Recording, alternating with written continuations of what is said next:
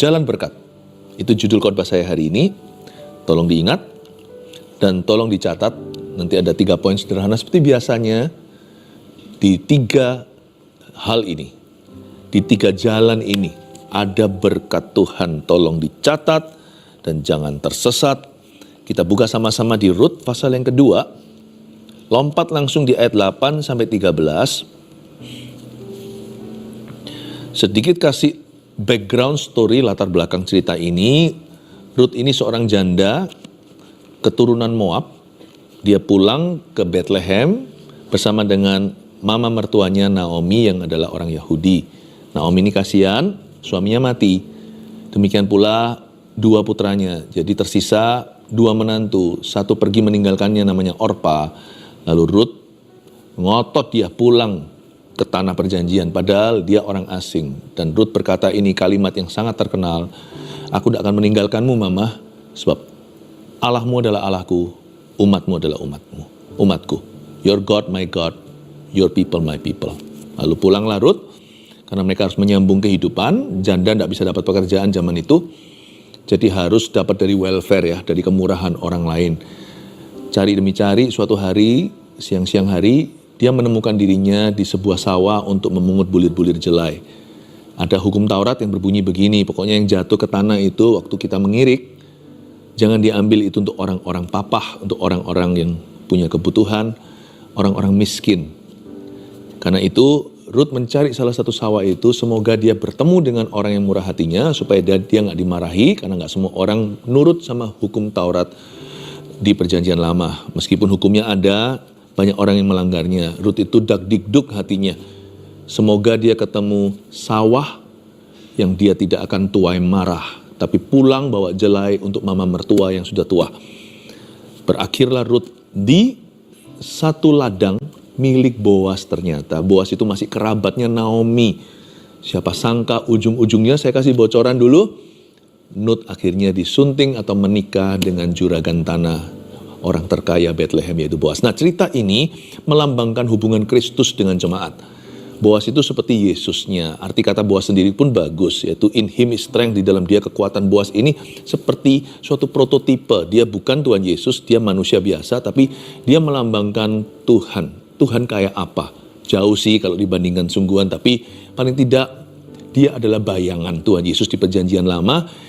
Dan bayangkan hubungan kita dengan Tuhan Yesus seperti hubungan Rut dengan Boas. Rut itu bangsa asing, kita juga bukan orang Yahudi, kita bukan bangsa pilihan, tapi kita dipilih Tuhan karena iman kepada anak Allah, yaitu Yesus Kristus Tuhan. Dan Rut ini diadopsi masuk dalam keluarga Allah. Kita juga hari ini menjadi Israel rohani. Nah, Rut ini lambang kita, mempelai wanita yakni gereja. Dan dapat diaplikasikan dalam kehidupan kita secara pribadi. Siap ya, sekarang kita baca ayatnya lalu saya akan jabarkan. Ayat yang ke-8, sesudah itu berkatalah Boas kepada Rut, dengarlah dahulu anakku, tidak usah engkau pergi memungut jelai ke ladang lain, dan tidak usah juga engkau pergi dari sini, tetapi tetaplah dekat pengerja-pengerjaku perempuan. Berhenti di ayat 8, akhirnya Boas ketemu dengan Rut. Rut akhirnya kenal sama yang punya tanah. Dikenalkan sama pengerja-pengerja Boas, ini loh.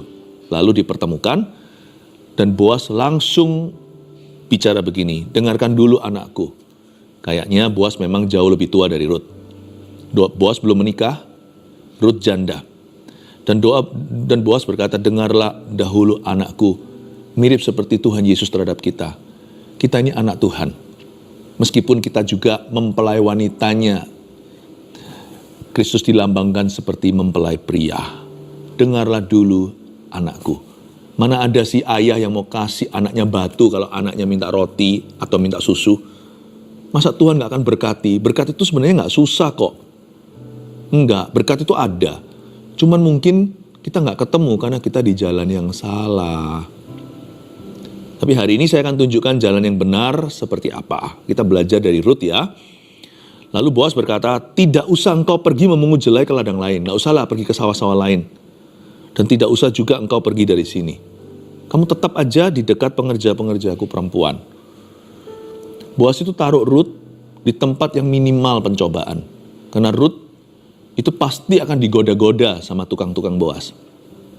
Karena itu Rut ditaruh divisi pengerja-pengerja perempuan. Yang lainnya itu dibayar. Ruth ini hanya ngambil welfare aja. Pungut-pungut, jelai-jelai yang jatuh tidak sengaja. Dan berarti Tuhan kalau menempatkan kita itu Tuhan nggak pernah salah. Sekalipun kita bisa mengeluh, kita merasa nggak enak ya di sini. Tapi kalau kita beriman, sekalipun kita belum memahami sepenuhnya atau belum mengerti mengapa, di mana Anda ditempatkan, baik itu keluarga Anda, baik itu tempat kerja Anda, gereja, kalau di GMS, di mana Anda ber-CG, janganlah berhalakan cocok-cocokan. Atau misalnya di rumah tangga, mungkin Anda satu-satunya yang Kristen di sana, yang lainnya penyembah berhala. Lalu Anda mengeluh kecewa karena tekanan batinnya luar biasa. Susah sekali ikut Yesus di sana. Lalu Anda berkata, mengapa Tuhan? Kenapa Tuhan izinkan aku dilahirkan di keluarga ini? Jangan coba otak-atik misterinya Tuhan atau kedaulatan. Belajar dengan iman. Percaya dulu bahwa Tuhan tidak pernah salah menempatkanmu. Pasti ada berkat Tuhan di situ. Kalau Anda tabah, kalau Anda sungguh-sungguh percaya kepada Yesus, seisi rumah tanggamu nanti akan diselamatkan. Siapa hero-nya, siapa pahlawannya? Ya Anda satu-satunya yang Kristen hari ini. Mungkin Tuhan tidak kasih Anda jalan tanggung. Anda langsung bertemu jalan perang. Tapi justru pada waktu kita ditempa, di tekanan tertentu, keluar mutiaranya di dasar lautan. Tuhan gak pernah salah kok. Di tempat kerja juga, kenapa kerjaku susah ya? Mungkin Tuhan mau mengerjakan sesuatu yang jauh lebih indah di dalam dirimu, karakter Kristus contohnya. Tapi kalau kita berada di tempat salah karena dosa keputusan kita, bukan pilihan Allah, tapi kita memilih sendiri, yaitu namanya kebodohan sendiri. Kalau yang seperti itu juga minta Tuhan untuk tuntun kita di jalan yang benar oleh karena namanya. Lakukan hal-hal yang perlu untuk kita itu hengkang dari habitat yang merusak jiwa kita. Pergaulan yang buruk merusak kebiasaan baik. Anda harus menjauh. Jangan suruh Tuhan yang rescue. Anda sendiri harus lari. Tetapi saya bicara tentang hal-hal yang benar, hal-hal yang baik dalam hidup ini. Apalagi yang di luar kendalimu sebagai manusia. Kadang-kadang bukan kita yang pilih kerjaan. Kadang-kadang pekerjaan yang memilih kita. Kita nggak bisa punya luxury atau keistimewaan untuk ini nggak mau, itu nggak mau. Nggak semua orang berada di titik tinggi itu, nggak semua orang di atas awan.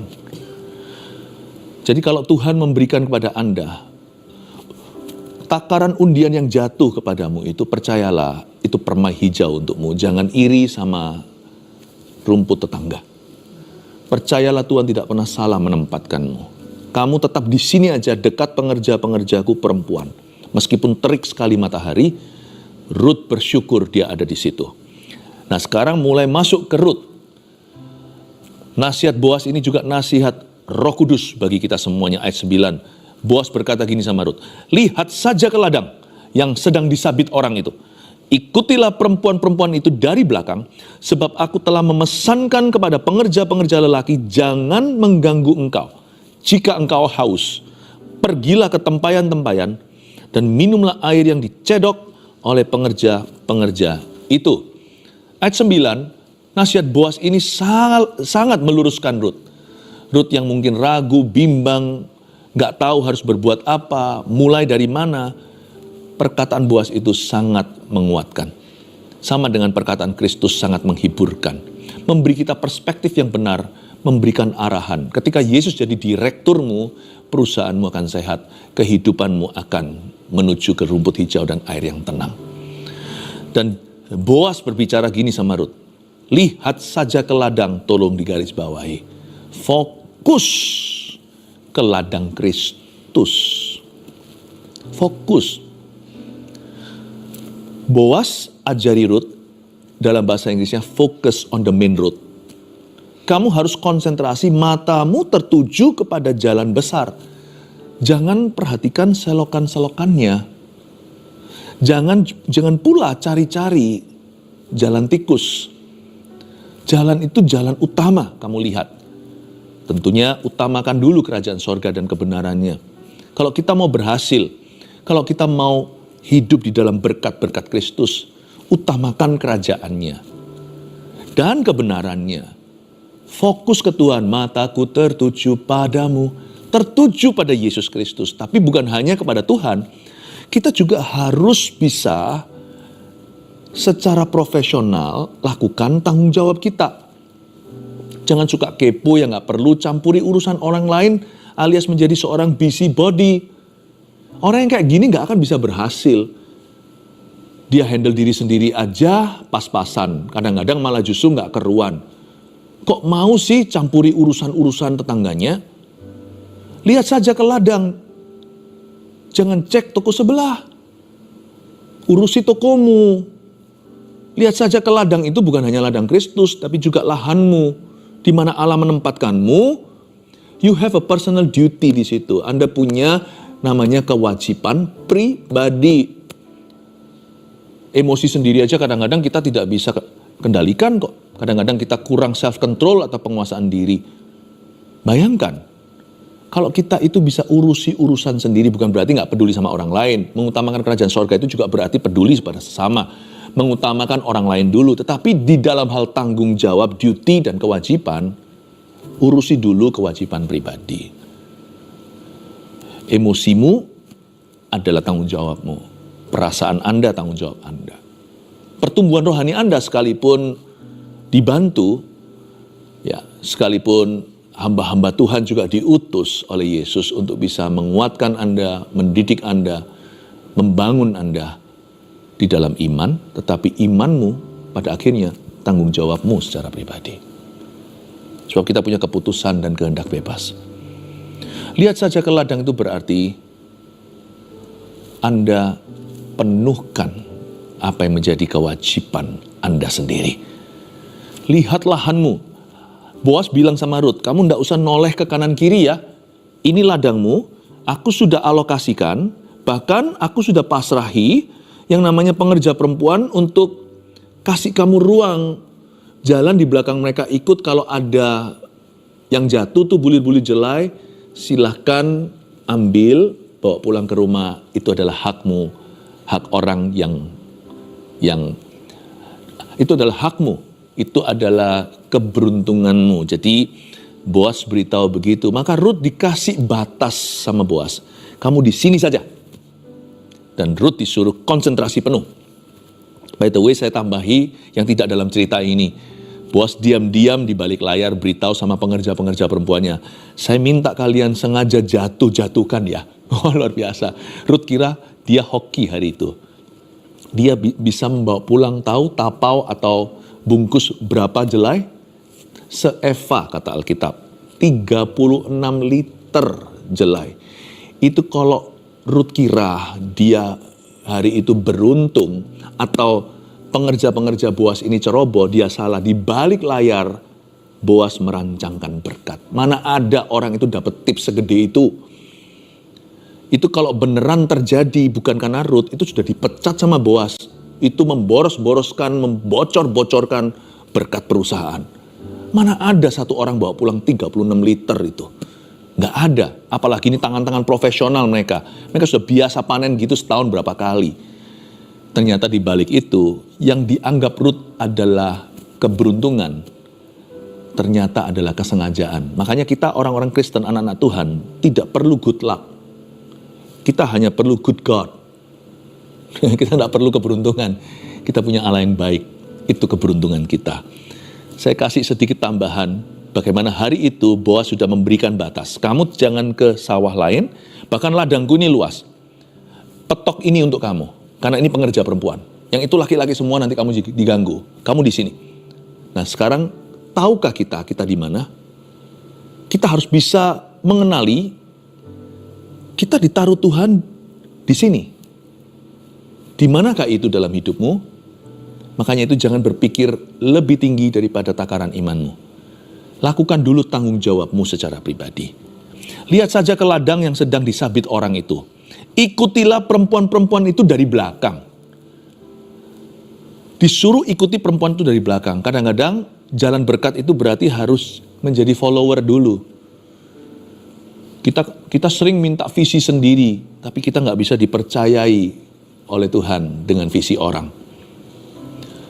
Kita mau punya uang, Tapi kita tidak bisa dipercaya dengan harta orang lain. Makanya itu di dalam sebuah perumpamaan di Perjanjian Baru tentang Mamon tidak jujur. Kalau orang itu bisa dipercaya hartanya sendiri, Tuhan biasanya akan menguji dia untuk bisa handle dulu harta orang lain yang dipercayakan kepadanya. Ikutilah perempuan-perempuan dari belakang. Jalan berkat itu sederhana. Step by step biasanya bermula sangat biasa. Kita disuruh follow well. Seringkali, sekalipun kita kepinginnya diberkati besar, Tuhan kasih kita kepercayaan kecil. Dan kepercayaan itu pun bukan langsung dari Tuhan Yesus, tapi melalui orang lain di hidupmu. Kalau Ruth tidak bisa mengikuti dengan baik perempuan-perempuan itu dari belakang, dia tidak bisa ikut Boaz. Please follow well. Jalan berkat itu selalu dimulai dengan perkara sederhana. Barang siapa bisa dipercaya, dikasih Tuhan perkara yang lebih besar dari itu. Follow well.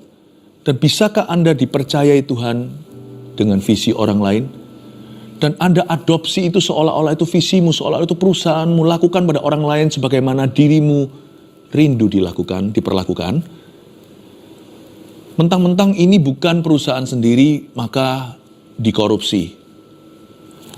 Kalau kita menganggap perusahaan itu kepercayaan yang dipercayakan pada kita, jagalah kepercayaan bosmu. Jagalah kepercayaan majikan. Sebab mengikut perempuan-perempuan itu dari belakang, itu juga ujian iman. Lalu setelah itu dikatakan, sebab aku telah memesankan kepada pengerja-pengerja lelaki, jangan mengganggu engkau. Di sini kita pelajari juga bahwa kalau kita mau diberkati Tuhan dan terus berjalan dengan Tuhan dalam terang kebenaran, kita harus konsentrasi penuh, jangan mudah distracted atau terganggu. Ya. Jangan sampai kita itu lemah iman karena perlakuan orang lain pada kita. Jangan sampai mudah kecewa dan putus asa. Kalau orang ngomong apa, kita goyah. Belum melihat hasil hari ini, kita kecewa. Sedangkan Boaz berkata, kalau kamu mau sungguh-sungguh dapat berkat hari ini, kamu mesti fokus pada tanggung jawabmu dan jangan kamu mudah merasa terganggu. Pencobaan yang kita alami tidak melebihi kekuatan kita. Tuhan itu sudah pesankan kepada dunia di mana kita tinggali agar supaya gangguannya tidak seberapa. Supaya kita tidak diganggu melebihi kekuatan kita. Percayalah, di balik layar, di dalam alam roh, sudah ada peringatan keras dari Tuhan untuk hidup kita. Orang ini hanya bisa punya sparring partner seperti orang kalau tinju itu sebagai lawan latihan. Tidak akan ada pukulan-pukulan yang melebihi kekuatannya. Aku mau dia jadi dan aku mau dia diberkati. Pengerja-pengerja lelaki itu seperti simbol atau lambang segala gangguan yang bisa datang. Dan Tuhan sudah kasih mereka kekang. Dikasih sama Tuhan remnya. Selebih dari ini tidak diperbolehkan.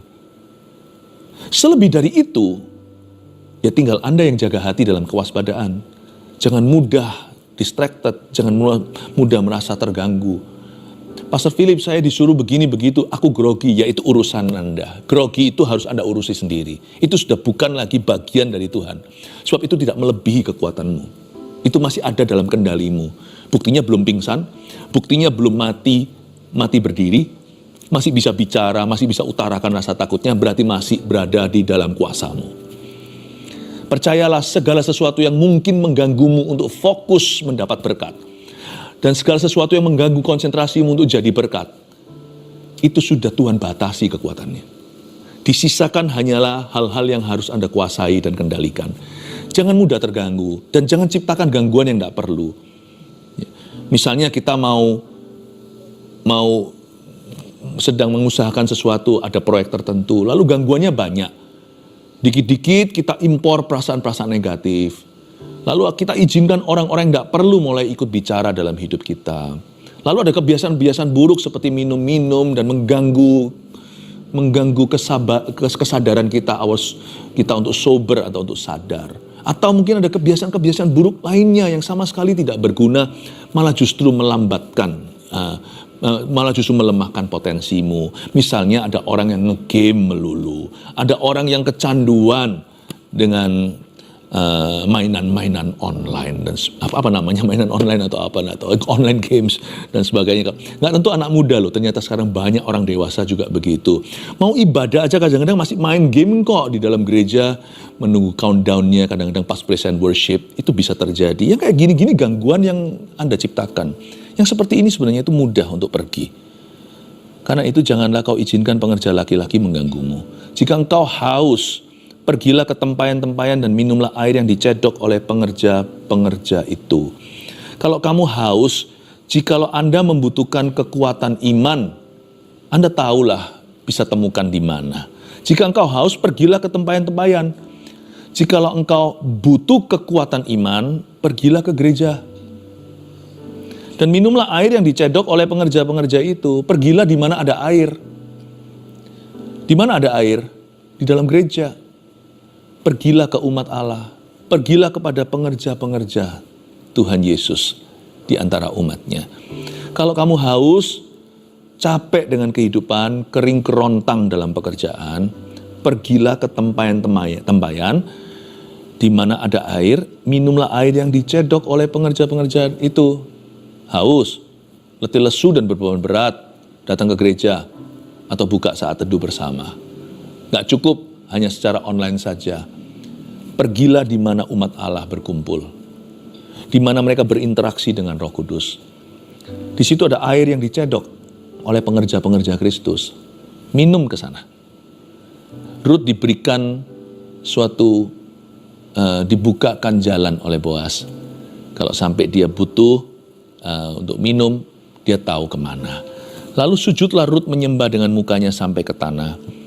Dan berkata kepadanya, mengapakah aku mendapat belas kasihan daripadamu, sehingga Tuhan memperhatikan aku, padahal aku ini seorang asing. Bagus ya?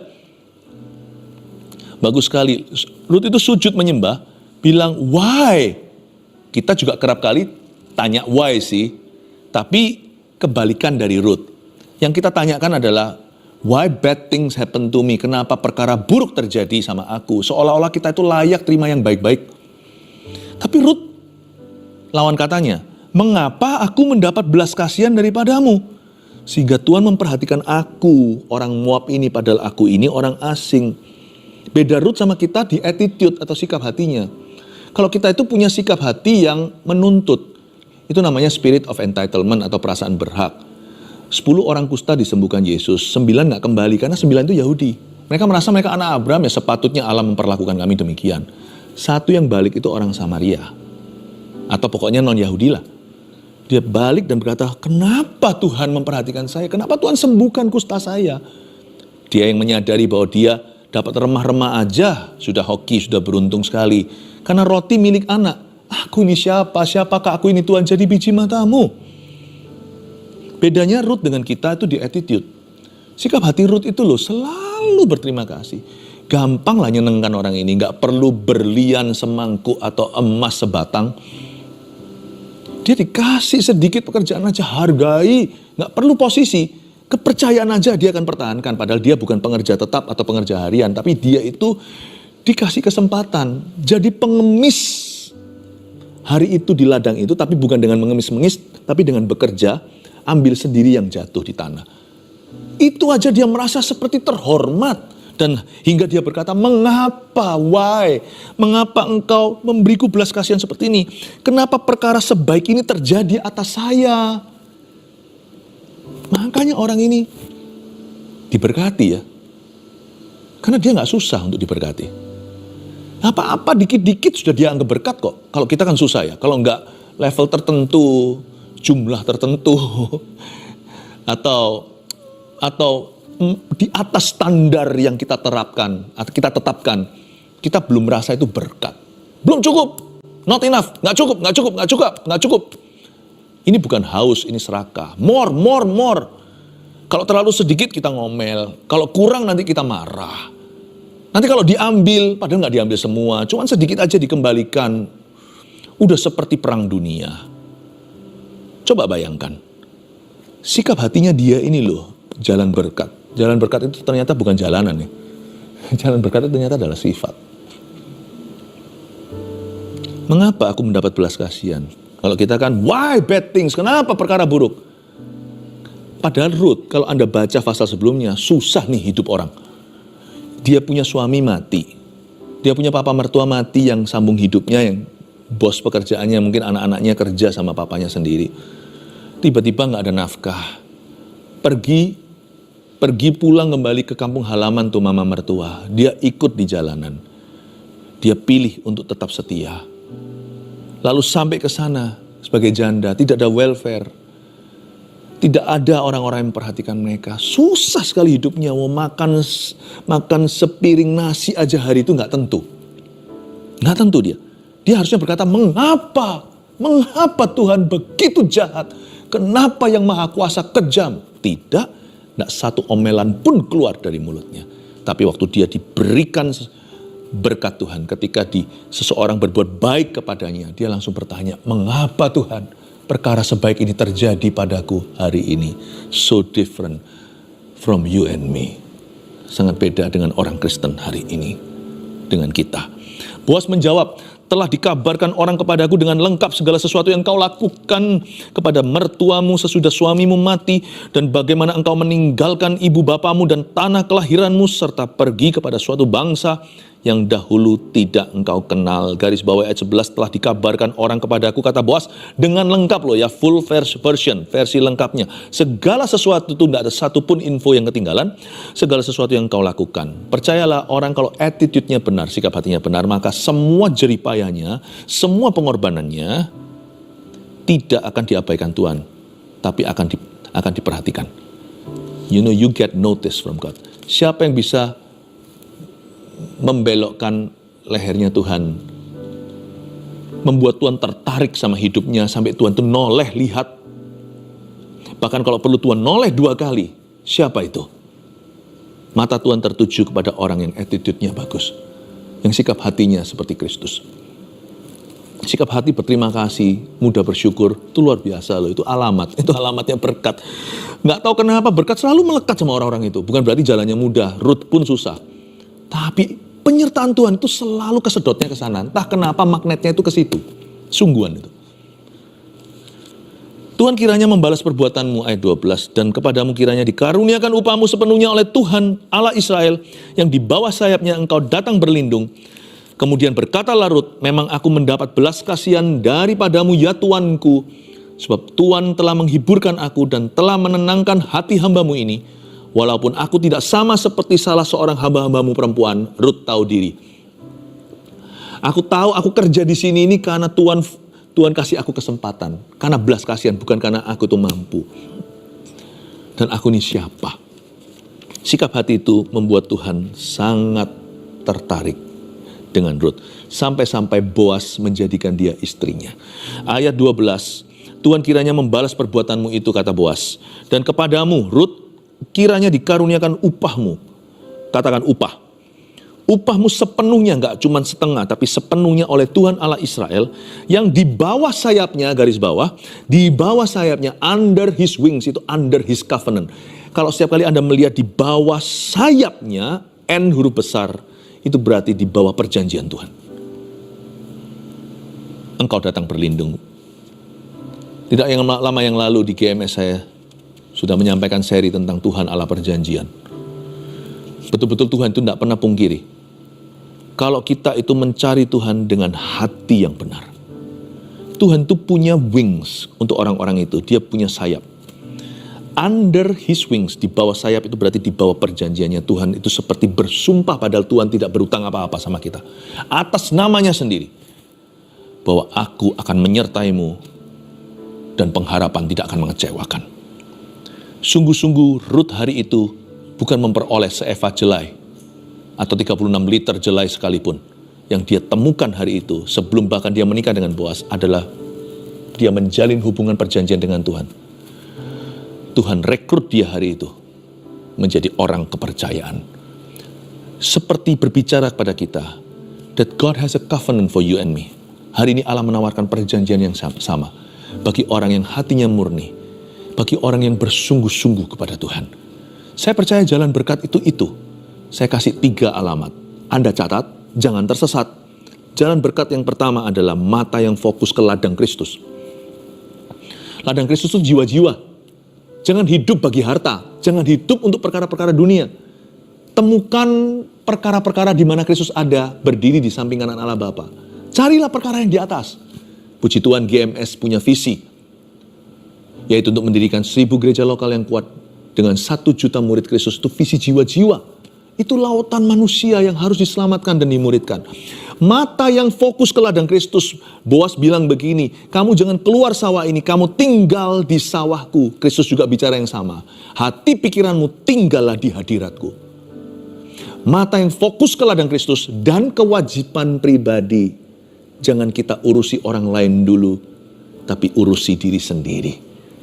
Meskipun kita boleh terbeban untuk orang lain, urusan selalu dimulai dengan dirimu. Nomor 2, jalan berkat adalah sikap hati yang mudah untuk bersyukur dan berterima kasih. Aduh, ini loh Ruth, mengapa perkara baik terjadi pada aku hari ini? Mimpi apa aku? Tapi kita lebih biasanya, kenapa perkara buruk terjadi pada saya? Tuhan ini jahat, Tuhan tidak adil. Mengapa? Jangan gitu ya. Terapkan attitude Ruth, sikap hatinya Ruth. Gampang bersyukur, gampang berterima kasih. Membuat Sang Maha Kuasa melirik ke Anda berkali-kali. 3, perjanjian dengan Tuhan yang tidak akan mengecewakan. Saya tahu hidup ini gak sempurna, tapi percaya gak? Dalam Kristus ada ini. Ada happy ending ternyata. Itu sungguhan, ternyata ada yang namanya akhir yang baik itu ada. Meskipun perjalanannya penuh dengan penderitaan, happy ending Tuhan sediakan bagi orang-orang yang punya perjanjian setia dengan Tuhan. Catat baik-baik ini, mari kita tempuh jalan itu setiap hari. Hampiri tata Tuhan sekali lagi, bantu saya Redo. Thank you.